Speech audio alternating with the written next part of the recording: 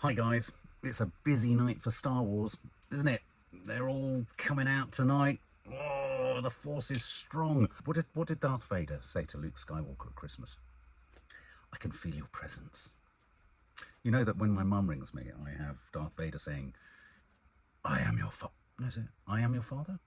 Is that what he says? I am your father. I think so. Anyway, it's ironic. It's ironic. Because she's my ma and my pa. She's one and the same thing.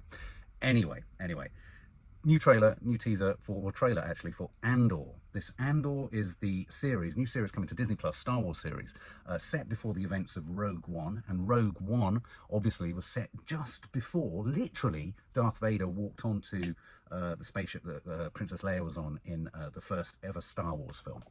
Is it called A New Hope now, isn't it? I don't like these new titles for them. It's the original Star Wars film.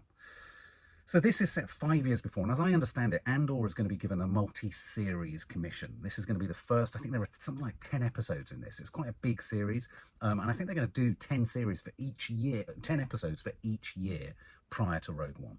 It stars Diego Luna, but there's a very, very strong supporting cast, as we saw in the teaser more recently. You've got Genevieve O'Reilly, you've got Stellan Skarsgård, who's looking brilliant, Fiona Shaw, and that's just to name a few. Now, what I liked about the teaser for this, and what marks it as already different for me to things like The Mandalorian and the Book of Boba Fett, less so Obi-Wan actually, but those two, is that it feels that this is going to be a political series. I feel we're going to get the politics. I feel that this is going to be Star Wars' answer on Disney Plus to Game of Thrones, where Game of Thrones and House of the Dragon sit in opposition to Lord of the Rings. Lord of the Rings is very sort of, gilt-edged and very gentle and very idyllic and sort of true high fantasy. Game of Thrones and House of the Dragon are sort of gritty, grounded, raw, edgy kind of fantasy. Well, whereas Boba Fett and The Mandalorian and all that sort of stuff is kind of cutesy props and grogus and all that kind of stuff.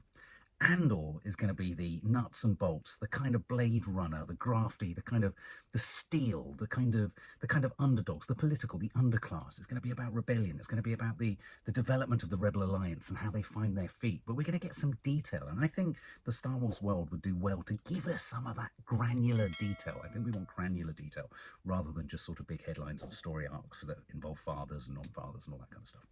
So I think this looks promising, and they've released a new trailer at the Disney D23 convention. So should we check it out? I think we should. Spies,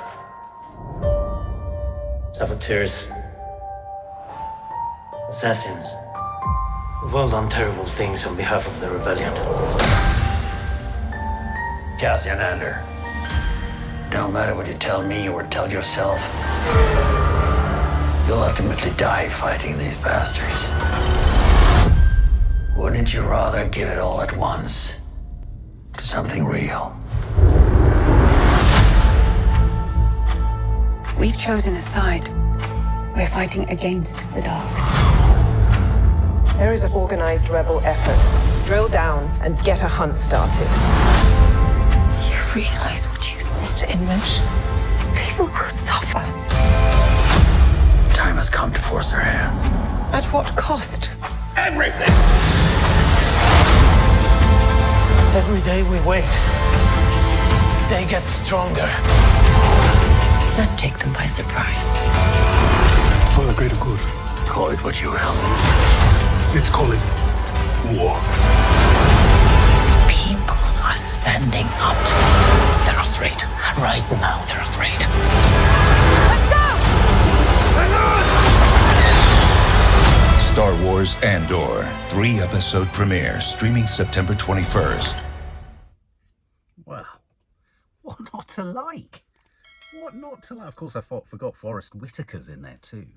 Assassins, spice, drugs, drug running.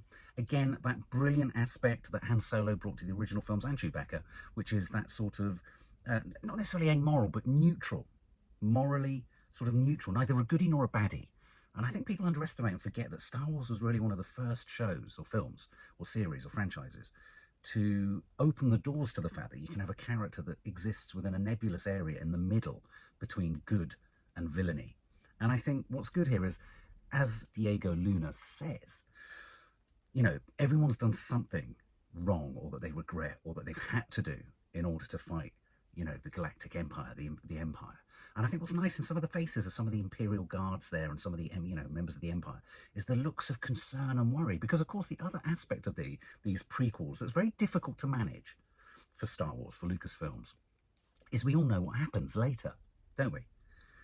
So parking that fear and parking that sort of edge within the kind of villains of the piece is quite a nice detail. I like the production design. I like the colour palette. It's sort of browns and greys and blacks and sort of, you know, dirty colours, dusty colours, but much more on the grey end of things rather than the Tatooine orange end of things. Oppression, you know, people uniting. Not entirely dissimilar to what's happening in the world really now. Again, a little bit like I've talked about how Lord of the Rings is almost a metaphor for the world. This too has something similar about it. I think it looks really exciting. I think it looks really gritty, and it looks like there's going to be quite a bit to get your teeth into. And Stellan Skarsgård, with actors like him and Fiona Shaw and Forrest Whitaker in there, they're going to really give some heft to what can sometimes be quite sort of two-dimensional cartoony characters in Star Wars. I think they'll bring some real sort of layers to the story.